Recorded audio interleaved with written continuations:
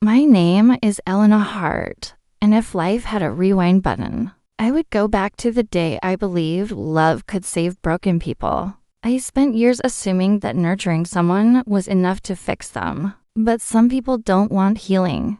They want ownership. I wasn't always this version of myself. I used to be the quiet one, the one who forgave too quickly, the one who explained pain. Instead of protecting myself from it, the one who believed that if I just loved harder people, would eventually stop hurting me. I didn't know at that time that some souls feed on the gentle until there is nothing left to take. I met Ethan Blake at 26 during my job orientation at a financial consulting firm in London. He wasn't the typical charming type, no bright smile, no poetic compliments, no obvious romantic aura. He was calm, private, well-spoken, and unbelievably composed. Like a man who never said a word unless it was calculated. People admired him for his intelligence, but I admired him for his silence. I thought it meant depth. I didn't realize it meant strategy. Our first conversation was short, but memorable. He noticed I always sat near exits, no matter the room. I jokingly said, "I like fresh air." He replied, "No, you like escape routes."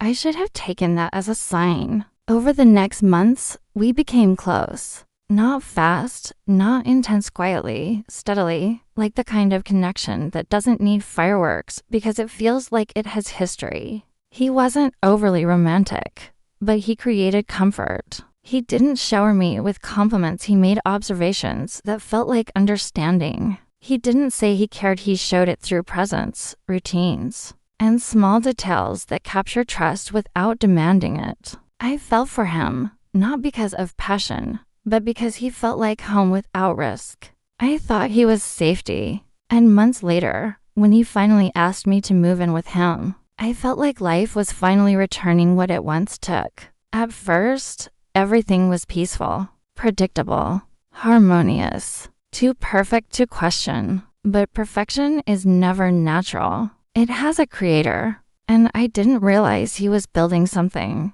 not sharing it. Ethan started changing slowly, not drastically, but precisely. He began mentioning subtle things about how I spoke, how I dressed, how I interacted socially. Never aggressive, never insulting, just slightly corrective, like a suggestion. "You don't need to laugh so loudly, you know. That color suits you less than you think. You should avoid talking like that. People misunderstand tone.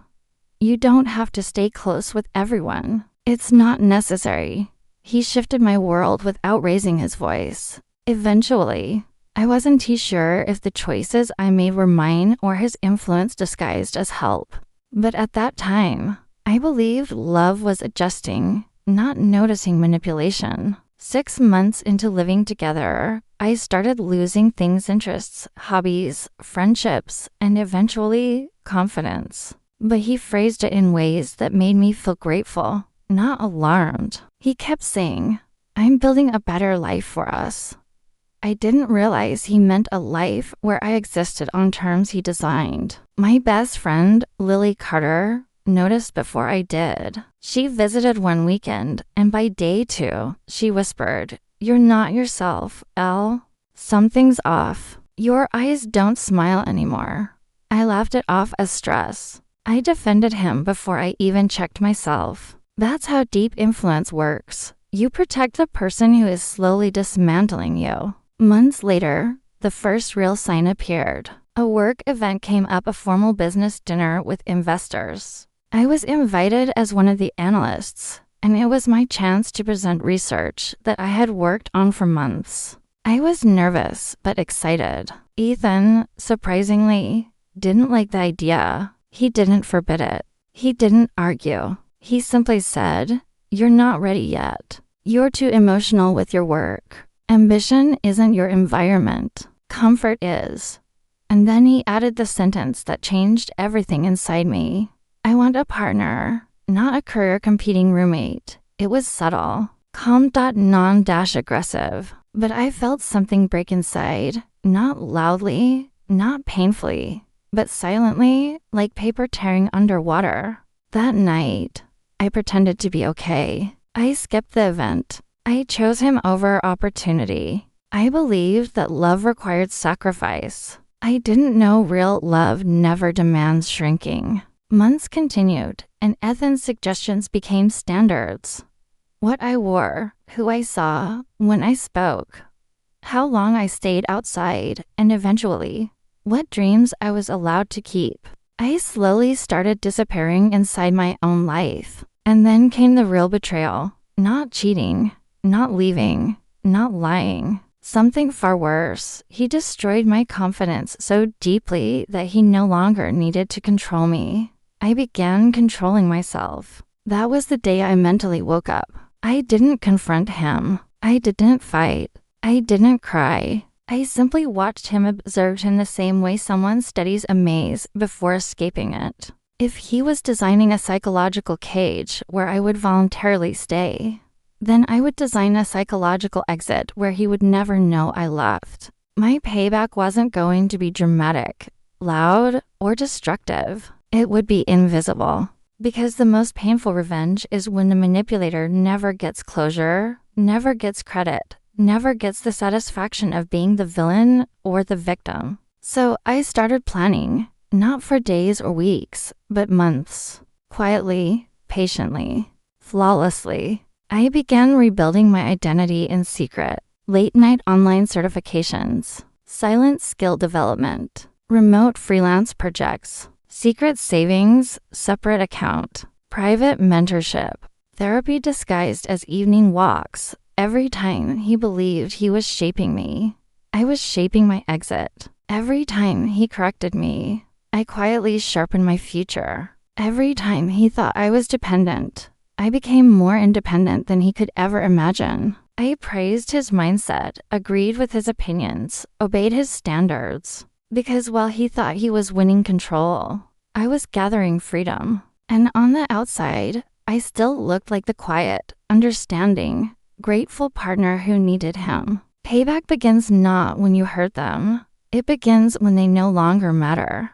The turning point came the day he received a major promotion that required relocating to another city, and he automatically assumed I would follow. He didn't ask. He didn't consider my life. He simply said, "Pack lightly. We'll move in 2 weeks. Not would you like to come? Not is this okay for you?"